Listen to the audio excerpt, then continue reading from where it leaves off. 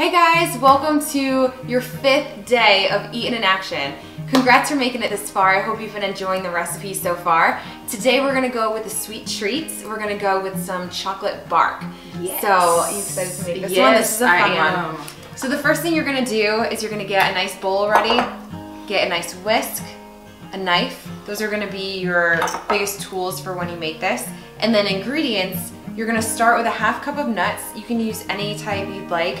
I did a mix here between almonds and what's the other one? Pecans. So you're gonna start with them whole if you want, or you can pre-chop. And then I'm just gonna run my knife through really roughly to give them a nice rough chop so they're easier to eat. And that way you get more bites with chopped nuts in it than if they were whole.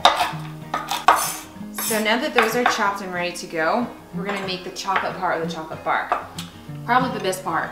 Yes, definitely the best part. Yes. So we're gonna start with cacao powder. And cacao powder it's the same thing as cocoa powder, but it isn't processed as much, so you get more nutrients and health benefits to that. Next, you're gonna want to mix in some coconut oil.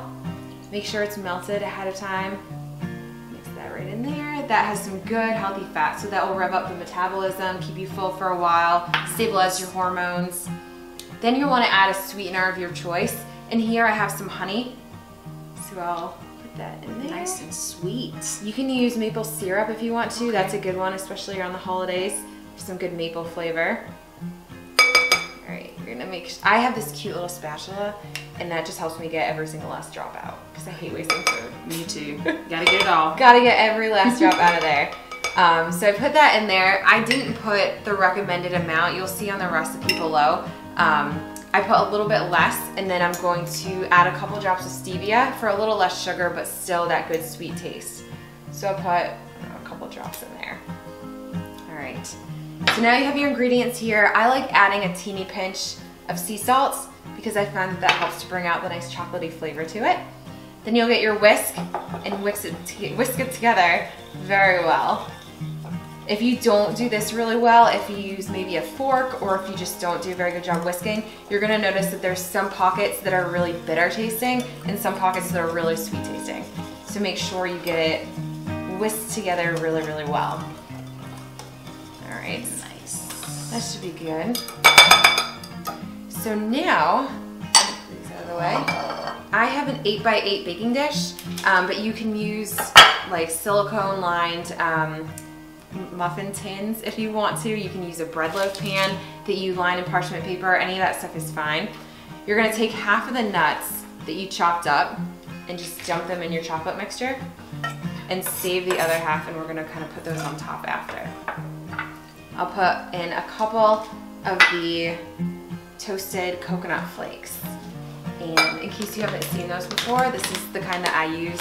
I get them on Amazon. I get pretty much everything on Amazon. I have everything. Huge Amazon shopper. I love it. All right, give this a nice little mist in there.